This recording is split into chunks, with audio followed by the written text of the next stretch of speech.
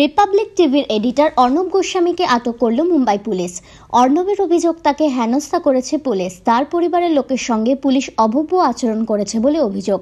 জানা গিয়েছে 2018 সালের ইন্টেরিয়ার ডিজাইন তথা আর্কিটেক্ট অমরনয় নায়ক ও কুমুদ নায়কের মৃত্যুর ঘটনায় আটক করা হয়েছে অর্ণব গোস্বামীকে। আরও শক্তিশালী ভারতীয় বায়ুসেনা। বুধবার ভারতের আম্বালা এয়ারবেসে এসে পৌঁছেছে আরও 3টি রাফেল ফাইটার জেট। চীনের সঙ্গে সীমান্ত সমস্যার মধ্যেই ভারতের আরও রাফেলের হাতে পাওয়া বেশ ইঙ্গিতবাহী। যে 3টি ফাইটার জেট বুধবার ভারতে আসছে তা ফ্রান্সের ইস্ট্রেস থেকে উড়েছে।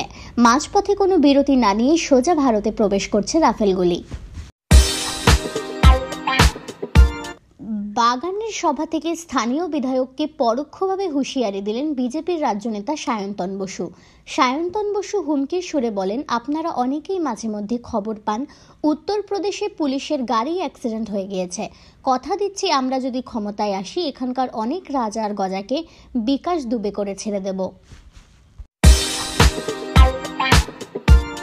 নীতিশজি এবং মোদিজিকে ভোট দিয়েছেন, সেই ভুল শুধরে নেওয়ার সময় এসেছে।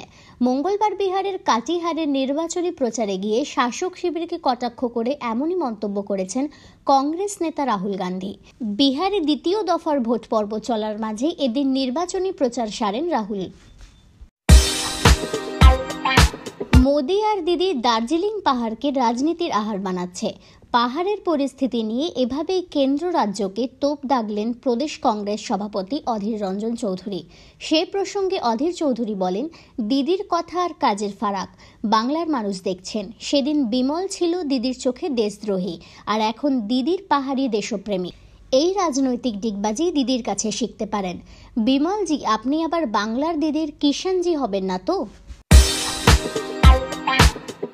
2021 বিধানসভা ভোটের আগে বঙ্গে বাম কংগ্রেস জোট জোরালো হচ্ছে।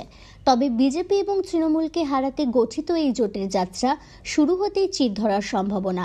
প্রসঙ্গত জানা গিয়েছে, কংগ্রেসের তরফে জোটের পক্ষে অধীর চৌধুরীকে মুখ্যমন্ত্রী পদপ্রার্থী করার প্রস্তাবেই চির ধরেছে জোটে।